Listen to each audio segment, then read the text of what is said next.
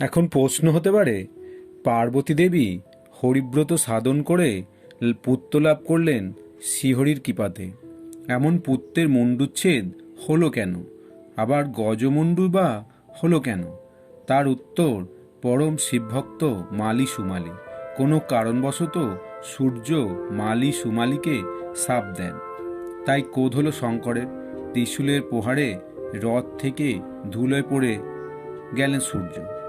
পুত্রের এমন দশা দেখে কাশ্যপ ছুটে এলেন, সূর্যকে কোলে তুলে নিয়ে হাহাকার করে কাঁদতে লাগলেন। তারপর তিনি শিবকে শাপ দেবার জন্য উদ্যত হলেন, বললেন, আমার শাপে তোমার পুত্র শিরোহীন হবে।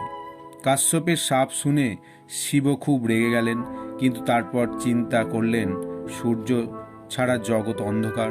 তখন শিব সূর্যের জীবন দান দিলেন। সূর্য উঠে দাঁড়ালেন, পিতা ও মহেশ্বরের চরণে প্রণাম করলেন, তারপর আপন কর্তব্য কর্মে রত হলেন।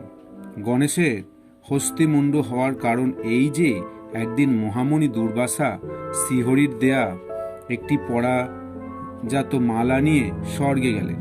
সেখানে ইন্দ্রকে দেখে পেলেন ঐরাবতে চড়ে আসছেন। মুনিকে দেখে ইন্দ্র হাত জোর করে প্রণাম করলেন।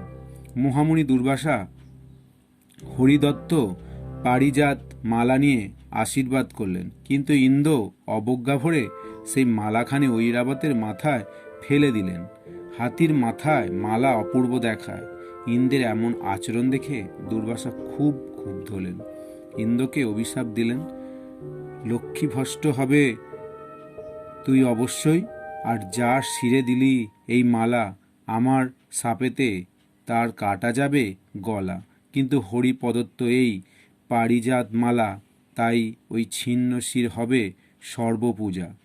দুর্বাসার এমন অভিশাপের ফলে দেব অসুরগণ সমুদ্র মন্থন করে পুনরায় লক্ষ্মীকে লাভ করেন, আর সেই ইন্দ্রের ঐরাবতের মাথা সুদর্শন চক্র দিয়ে কেটে মুণ্ডহীন গণেশের কাঁধে জুড়ে দিলেন। তাই কোনো কিছু অকারণে ঘটে না, প্রত্যেকটি ঘটনার পেছনে কোনো না কোনো কারণ আছেই।